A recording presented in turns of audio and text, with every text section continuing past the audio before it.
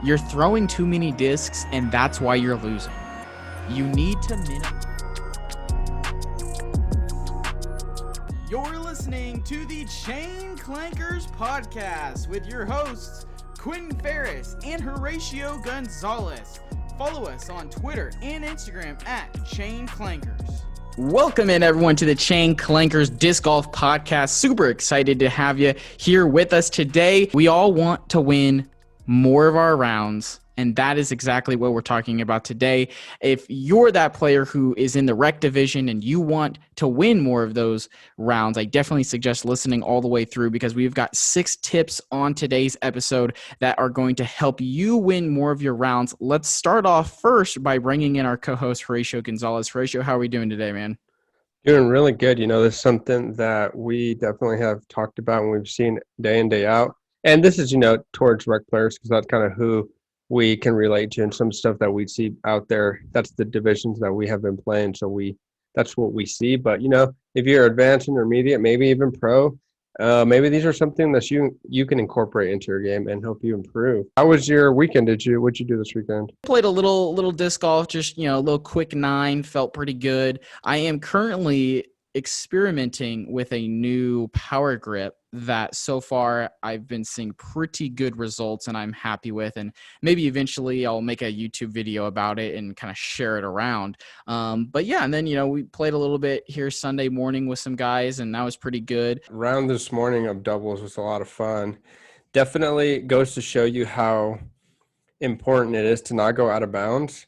We were the only team that went out of bounds twice, and I think we still took second. We came back, but we had to pull some pretty decent shots towards the end. But if we had not gone out of bounds, we would have been up there in the running for first place for sure. And it's weird. I don't know if you guys have ever played doubles or how often you play, but a lot of times, depending on who your partner is, if you guys are kind of equal skill or whatever, it definitely happens to me. But it feels like if they have a bad shot, for some reason I feel the pressure or something, but I also have a bad shot. They have a good shot, I have a good shot. And it's very rare where they have a bad shot and I have a great shot. That's when it really helps to be on a doubles team. But today it felt like just if he was messing up, I would mess up. He had that one, he went out of bounds, and all I had to do was not go out of bounds. And so I threw what I thought was a safe shot, threw a Mako 3, something, understable, just had to get it up there, keep it in bounds. Nope, went straight out of bounds. So, but it was a lot of fun. Yeah, it's really crazy how I don't feel the pressure at all to make a putt or make any kind of drive when playing singles. And then as soon as you're playing doubles, if your partner messes up, there is so much pressure on you when if you weren't playing doubles, it's the same exact thing.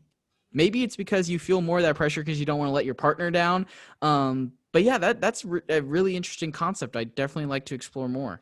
I feel like that's really good, though, and people should play more doubles to put themselves in that pressure moment. It's kind of like being in a tournament and having that putt or birdie or for par. And it's almost like you already missed. So if your partner missed, it's like you already missed, and this is your shot to make it. Mm-hmm. And I feel like those pressure moments are good for sure. But what are we going to talk about today, Quentin? I really wanted to figure out some ways and some tips to win more of your rounds. So I think that these 6 tips that we have will help a majority of players win more of their rounds. I really do believe it, because these are things that if you can keep in mind, you will see success and results out there. So I'll go ahead and kick it off with my first one, and it's par is okay. Literally, it is okay to get a par. You are not going to shoot 18 down at whatever course you go to. I promise you that. Maybe you do, and if you do, send me something in our DMs at Chain Clankers on Instagram. I would love to see it. But putting the added stress and the added pressure of, hey, I have to get a birdie, when you are telling yourself mentally, I have to get a birdie for 18 holes, that it's going to be hard to perform and execute. If you're looking at a hole that, let's say it's 200 feet or in, right? Easy birdie town. But if you're constantly telling yourself, I have to get a birdie, I have to get a birdie, I have to get a birdie, I feel like you almost get a little bit more tight. And like, if you don't get the birdie there, you're more frustrated. You're walking away mad. And it's one of those things where I really do think that you have to put yourself in a situation that understanding par is okay. A good winning round is probably going to be somewhere in like the -4 to +4 for a lot of people in the rec division. Like, if you can be in that range, you're competing and you can win. And like I just said, -4 to +4, that's getting a lot of pars and picking up a couple of crucial birdies. It's not every single time you have to get a birdie, because let's say you throw a pretty decent shot. Now you're 25 feet away and you miss the putt. Well, now you're mad, right? So you're now mad. You take it to the next hole and you mess that up and you're 200 feet away off into the woods almost, but you've got to make a terrible upshot, and now you're just frustrated. So I really think it's important to understand, hey, I just got a par. I walked out of here A-okay. I didn't get a bogey. My score didn't go up. The ship is fine. We have to look at birdies as not what you're always supposed to get, but more of a, hey, that's really good.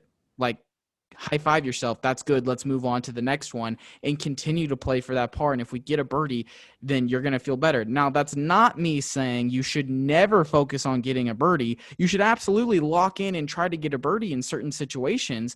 Also in your practice and your field work. Yeah, sure. Go for that birdie. Do it. But when you're in a competitive match, whether it's a league or a tournament, or maybe you're just playing a competitive round with your friends, it's very important to understand par is okay, and that when you're playing for par, you're going to let other people make more mistakes than you are going to make, and you are going to reap the rewards of that. A good example is on today when we went out and played, we saw your team go out of bounds, and all we had to do was put it in bounds because we're playing for par. It's not like, oh, man, if we get a birdie here, we're going to get 3 strokes on these guys. No, continue to play for that par, play good, play solid.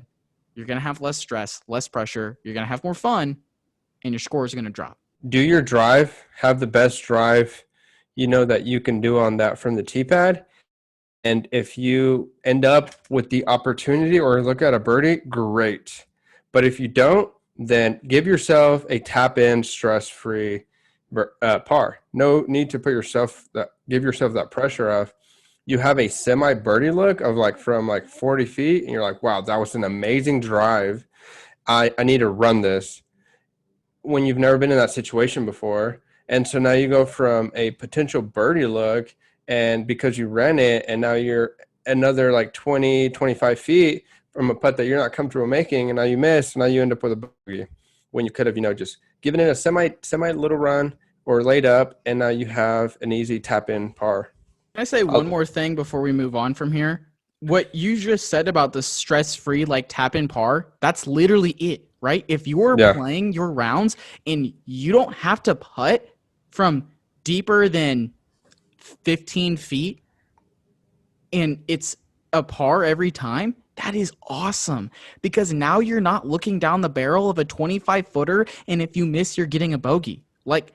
Being next to the basket, if you can be putting within 10 feet, 8 feet, 5 feet, whatever it is, literally tapping in for par, that is great. You're going to feel so stress-free, and you're just going to, you're going to flow through your round, and you're going to be feeling great, instead of dang, man, I have to make this 40-footer jump putt in order to save my par.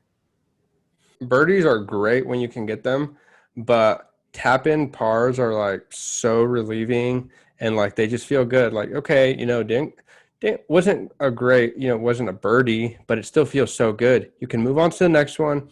It's literally the opposite of a bogey, the opposite feeling of a bogey. And you go into the next hole thinking about it, as opposed to a tap-in. You're like, okay, that hole's done with. Let's see what we can do on the next one. It adds so much, relief to your game. Next one I got for us is, don't sacrifice your form or technique when it comes to putting for an unrealistic putt. This is kind of going back to that, we can tie it into that first one. Let's say you have a hole that's 330 feet and you have a super good drive, something, you don't normally throw this good of a drive, or let's say 290. So you're 30 to 35 feet out, and you're like, wow, I've never been this close. I've never had that good of a drive on this hole. I have to get this birdie. And so now you have this 35 footer, 40 footer, and you don't normally practice these in your backyard. You don't practice these at the course. You're more used to practicing those, 15, 20 footers, and you got your form down with those. But you're so desperate and you want this birdie so bad that you are going to sacrifice your form and technique to try and get this 40 footer. And then usually what ends up happening, because you want it so bad, is you get out of your motions and you end up airballing it, or you turn it over or something, and now instead of being close up to the basket or in the basket, now you have another putt from like 15, 20 feet, and so now you're stressed out again. I would say in that situation, if you're 40 feet and you're not used to that putt, you'll make that putt maybe 2 times out of 10 if you took it, and it's not a good percentage shot for you. I would say give it a soft run at it, or lay it up as close as you can. Don't just toss it up there, because that's not very, I don't know, that's kind of weak in my opinion. If you have, if it's a dangerous putt, sure, give it a soft run at it, still with that same form, that same technique that you've been practicing. Do it as if you were from 20 feet, but with a little bit more. Typically what's going to happen is you're going to end up pretty close to the basket and you're going to be able to tap in, as opposed to if you're like 40, you're like, I have to really give this a hard shot, and you end up going way out of bounds or just out of range. So I would say, just in that situation, if you're far away, just give it a soft bid and put yourself in for a soft tap in. Yeah, I completely agree. And it's one of those things where changing your form, changing how you do things, you can't expect a result that you normally get. And a great example for me is something that I've really been working on lately is my step putts from in between 40 and 30, 33, right? And I feel like I've gotten those down pretty well. I know when I throw up a step putt, it's got a very good probability of going in. When I throw it the same way that I practice every time, I throw it, exact same form, exact same technique. But every now and then I'll get a little nervous and I'll try to just float it there instead of putting it with some pressure. And it's very important to be doing the same thing every time. Replicate your reps, because that is what's going to improve your score, and you're going to be able to win more of those rounds. Calvin Heimberg is a great example. Whether he's from like 10 feet or like up to like 40, 45, he puts exactly the same. I think it's until like 60, 70 feet maybe where he like maybe will jump putt or step putt. He'll give it like a little, but up until like 40, 45, he's still doing the exact same putt. He doesn't change it, because eventually you get to the point where that same putt will work from different distances. It's just a matter of more spin, a little bit like that. But until you get used to it, don't do it. Don't change it up. Yeah, and if you listen to our episode with Scott Stokely, I highly recommend, if you haven't, we go in great detail about putting and how to become a better putter. And he explained a little bit that, when you're putting from a further distance, everything needs to be the same. You just got to put a little bit more on it so it gets there. So if you want more putting tips, absolutely go listen to that episode. It's really, really good. I have improved my putting a lot since having that interview. So that was really good. Moving on to our next tip, however, is don't play hero disc golf. If it's not a shot you're used to taking, don't take it, right? If you go deep into the woods and you've got maybe a 1 foot window and you got to throw like a tomahawk or a thumber or a scoob or something that you don't normally throw to get through and continue to have a look, don't do that. It's better to just get out of the situation, put it where you can. If that means you have to throw it backwards a little bit, maybe 5, 10 feet, whatever it is, to get yourself back into the fairway to have a good look at your next shot, then do that. Because what's going to happen more times than not is you're going to do this hero disc golf shot and it's going to hit this little limb that you didn't see, and it's going to go maybe 5 feet, but you're going to be still in the thick of the woods. Like, do not put yourself in a situation where you are like, wow, I've never done this before, but let's try it anyways, in a competition round. Now, in your practice rounds, that's different. But if you want to win more of your rounds, more of your cards, you want to beat your buddies, you want to win tournaments, you want to place well in league, like, don't play hero disc golf. It also kind of goes back to what Horatio just said. If you're staring down a 40-footer and you know you've got a 2 in 10 chance of making it, it's better to just lay up and then combine this with my first tip, tap in for par. Play for that par there. Like, go fight for another hole. Like, if you are sitting at a 350-foot hole and you just threw it 310 feet, high five yourself, take your tap in par, and let's go move on to the next hole and see if we can't get a birdie. Like, playing this hero disc golf is only going to put more stress on you. You're going to be more angry and you're going to see more mistakes out there. You cannot put yourself in a situation where you're doing something you don't practice. For me, a great example is I don't practice throwing over the top. I don't really practice a thumber or a tomahawk or anything like that. And one of my friends is great at throwing a tomahawk. And I saw him do it on a hole where, like, I had to throw a pretty hard hyzer in order to reach the hole, but he just went over the top with a tomahawk and was sitting pretty good. And so then I really debated with myself for 2 minutes about if I should do the same thing or not. If you don't do something, if you're trying to talk yourself into doing something, you probably shouldn't do it, and you should just do the safe thing. If you, like you said, pitching out and taking that bogey, at that point, you basically have to not have an ego, not be too, swallow your pride and be like, I'm going to get a bogey on this hole. Just accept it. You're not going to save par. Unless you have that miraculous shot and like 1 in 100, you actually make that hero shot.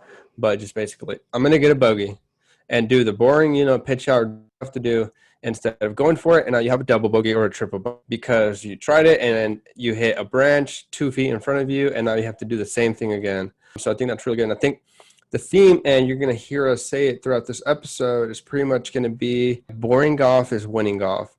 A lot of these are going to be very fundamental, and if you play boring, and I hope someone goes out there and tries all of these, and for a league night or a tournament, and just incorporates these into their round, and just plays a really boring round of golf, and sees what happens. Because I feel like you will get results if you go out and do these things. But the next one we have is play your game, not what others are doing. Focus on what you're doing. Don't worry about who is on your card. Like we've said before, you're not playing against those other people. In a way you are, but in the sport, you're playing against yourself. If, me and you are the same skill level and I'm focused on you, what you're doing and playing against you, and let's say you're having a bad day, instead of focusing on myself, if we're equal or if you're better than that other person, if you're not focused on yourself, you're going to play to their level. So by focusing on yourself, and let's say that day you're just feeling good, everything is right, and that day, if you put it together, you're going to have a great round as opposed to that person not being able to play a great round. If you focused on yourself, you would beat them in that scenario. But if you focus on what discs they're throwing, what line throwing, instead of what is in your realm of skills, you're not going to beat them. You're just going to play at their level and possibly lose. So, if you're on a card and people you don't know and you're on a shot and they're pulling out buzzes, maybe they've been playing a little longer, or maybe they're more comfortable, with their shot and they're throwing putters or mids, and you're like, wow, well, like, I don't want to look like a noob, or I don't want to look, like I don't know what I'm doing. I've only thrown a fairway or a driver on this hole. If you're in a tournament, or a league night, go to what throw the shot that you have thrown. Go back later, practice rounds, and eventually start throwing those mids and those putters if that's what will work there better. But it's not the time to change your shot during a competitive round. Pull out that fairway, and the shot that you're comfortable with is the shot you're going to have success with. Don't get put under the pressure. I spend a lot of times, and sometimes it happens to me, especially before when I started, people would be pulling out mids and I'd be like, wow, like I'm pulling out a driver. And I feel like that's just kind of like a new player thing to do. If it works, it works. Don't change it until you grow, until you get that arm speed, and until you're more comfortable. At that point during your round, go with the shot that you can execute. And I think it's also a little bit like role reversed, right? Like if everyone else is pulling out a mid or a driver and you're pulling out a putter, like play your game. Your game is what's going to help you win. If you want to win more of your rounds, which you're listening to this podcast episode right now because you want to win more, you have to play within yourself. You focusing on someone else is not going to help you win. Like, let's say if you're teeing off first and the other two guys have already teed off and you all threw a forehand and I'm over here like, I was going to throw a backhand here, but if everyone's throwing a forehand, I guess I'll do that also. That shot is going to be worse more times than not than if you would have just stuck with your original plan and thrown that backhand. A great example today, everyone on our 6-person card except for me threw a high hyzer over a tree, and I said, nah, fam, I'm good. I'm going to throw this forehand because that's what I do on that hole. I was playing within my own game. That is what I wanted to do. I wanted that shot. It was a really good shot, just had an unfortunate skip. Otherwise, it would have been 10 feet away from the basket. Where if I would have went with what everyone else did, I know I wouldn't have even put myself inside the circle because I don't ever practice that. I'm doing something that's not within my capabilities. Don't watch someone else do something and feel like you have to be peer pressured into doing what they're doing. Do what you do, and you're going to see improvement. Like, I also think it's kind of funny because I used to tell my girlfriend this when we would play tennis. It's like, I'm not trying to beat you right now. I'm trying to outlast you and let you make a mistake by being too aggressive right now. And I will capitalize on said mistake. If you don't ever make a mistake, it's going to be pretty hard to beat you. Unless you're in the pro division or you're just, everyone else is having a just banger round. If you don't make a mistake, and you pick up a couple of birdies, like, it's going to be hard for you to lose. So play within yourself, play your own game. I think that's really important. The next tip we have for you guys, and my final one, a little bit of a hot take here. You're throwing too many discs, and that's why you're losing. You need to minimize your bag. If you have 7 different distance drivers, you are not going to be able to have the success you would if you only had 2 or 3. And let me unpack this a little bit more. If you've got, let's say, a Destroyer, a Wraith, a DD3, a Raider, an Enigma, let's say a Queen, a Warhorse, a Force, a Zeus, like if all of those are in your bag, pretty much all of those do the exact same thing except for the Queen. Like, all of those are going to finish to the left. They're all overstable. You've got one that's neutral to understable, but the rest are all overstable. You've got 6 or 7, 8, 10 discs that do the exact same thing. And so what happens is when you have this many choices, you're not going to be able to make the correct choice because you're always going to be questioning which disc you should pull out. And it's almost going to be like, well, I haven't thrown my Zeus in a couple of days, so I guess I'm going to throw it on this hole. Instead of being like, no, I always throw my Wraith on this hole. This is what I'm trying to do with it. The less discs you have, you can replicate shots and replicate situations and reps, and therefore you will be able to put yourself in a position to win more of those rounds. And I think that's really crucial. And I'm not saying that you have to get rid of all your discs and only throw like 5 of them. I'm saying like, hey, maybe you have 2 molds of distance drivers and 2 molds of mids, and you only have a couple of molds, and let's say you have an ESP plastic force and you have a Z-line force or a big Z force. You can have different plastic types of a mold so that way you can get it to do different things, but there's no reason to have a Force, a Zeus, Destroyer, a Raider. Those all do the exact same thing. And they're all going to feel a little different in your hands. So you're always going to be a little bit confused, a little bit questioning, like you're not going to have near as much confidence if you just rolled with one mold. So I think lowering your discount, having more molds, or having the same discs in your bag, minimizing your bag is really crucial, and it'll help you win more of your rounds. I also want to say that's not me saying never buy a new disc. You can only throw a limited number of discs. You can try out new discs all you want.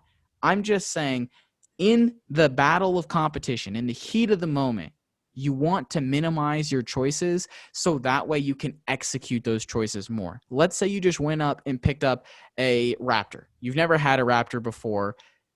Work with it in practice until you feel comfortable enough to have it in your bag. If you already have a Firebird, like, they do the same thing. Minimize your bag, get different plastic types. I think that's going to lead to more success. It's going to lead to better scores, and you're going to be winning more of your rounds by doing that. Yeah, no, that's great. I recently got the Izuka cart, And I got like the compact one. It's their smaller one. It's not as wide, and it's got the big wheels and tires on it. And the main reason I got that one is one, because I don't carry that many discs, and then also because it was going to go in the trunk of my car. And so I didn't want the very big one because I didn't want to be struggling getting it in and out of the car. And this compact's perfect in there. I put in there, turn it sideways, and it fits perfect. But it does carry less discs than my grip bag did. And so I really had to sit down when I was putting it together and be like, what discs do I actually throw? Which ones work for me? Which ones am I successful with? And I probably had to take out, I don't know, 4 or 5 discs that I normally carried in my grip bag, but that I probably never threw. And then, depending on when I get to the course, I'll take the cart out, and depending on the wind, like the other day I went to go play and it was very windy, and I was like, okay, I need to change up my bag. So I took out like 3 or 4 that I had in there, and I put in some more overstable stuff. So, depending, you don't have to carry the same, you can crunch it down. You can only play with those, change it up depending on the round, depending on the course. Right now, my local course is set up on shorts. So you don't need a lot of like hot distance drivers. So I think when I go play there, I only carry like 3 distance drivers: an understable, an overstable, and something really overstable. And the rest are mids and fairways and putters. So I change it up, and it definitely has helped me know what discs that I would execute with. And I think that definitely has helped quite a bit. And then sometimes when I go to practice round, maybe I'll take my backpack, throw as many discs as I can. That way I can throw as much as I can. So the last one we have here for you guys is play like you practice. We've heard the saying, practice like you play, and that works, in its own way also. But today I want to talk about playing like you practice.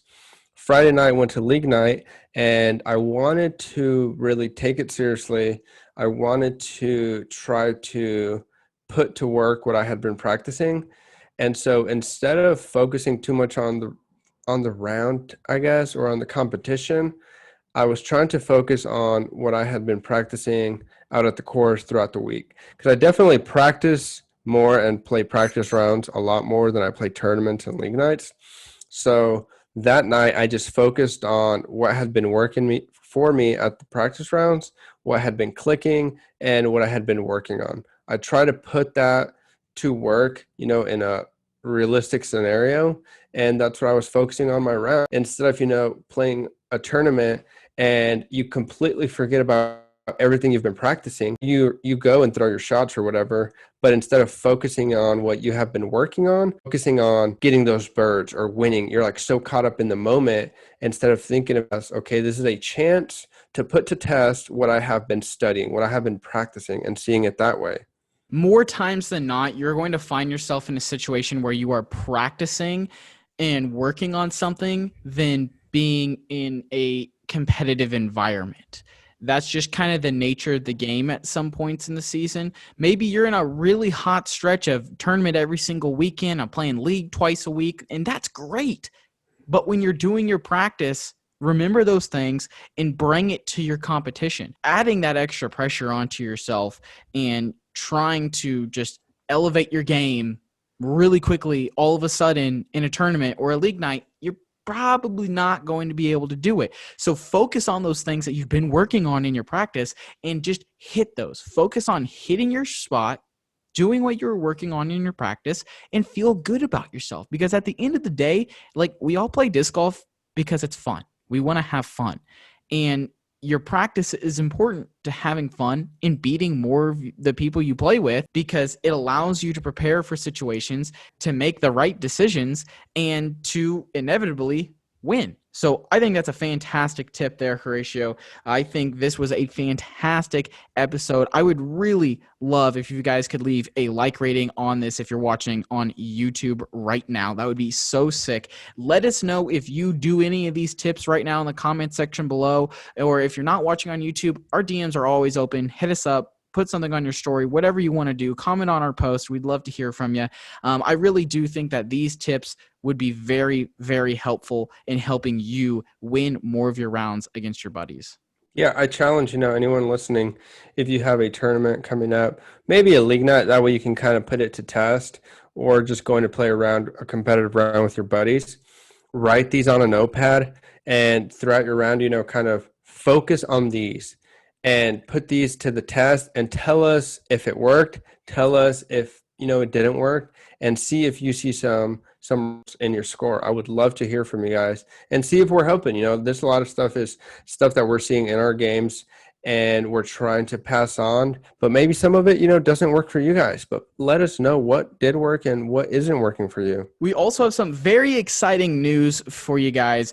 We are going to be doing our first ever Zoom disc golf party. Our very first guest on the podcast was Logan Harpool, and thankfully he's going to be coming back for this party. And it's going to be limited to just 20 of you guys or gals. So when the signups come up, you're really going to want to make sure you're paying attention and how you can get signed up. It's going to be coming out this week. Probably you're going to see something today on Monday, the 12th, if you're listening to us, or maybe something on Sunday, the 11th has already happened. So you're going to want to be watching our Instagram stories. That's really where the signups are going to be taking place. So definitely make sure you're tapping into those. And you might be kind of wondering, what is this Zoom disc golf party? Pretty much, we're going to give you an opportunity to learn directly from Logan Harpool in almost like a clinic-like scenario. So there's going to be the 20 of us in there, and we're going to allow each and every single person is going to have an opportunity to talk and to ask a question to Logan. We're going to be talking about mental game in disc golf and how you can become a better disc golf mentally. And it's going to be a ton of fun. We're going to do a couple of form checks along the way, and we're going to be doing a little bit of a giveaway. So it's definitely something you're going to want to sign up for. And this is going to be taking place July 19th, 6 p.m. Central. So definitely make sure you get signed up when you have the opportunity. Only 20 people are going to be able to get in. You're going to want to make sure you're quick on the draw for this. But with that, I think we are out of here. I'm put these to the test, and we will see you guys next week. Thank you for listening to the Chain Clankers podcast. Make sure you follow us on Twitter and Instagram at Chain Clankers, and hit that subscribe button wherever you're listening to us from so you never miss another episode.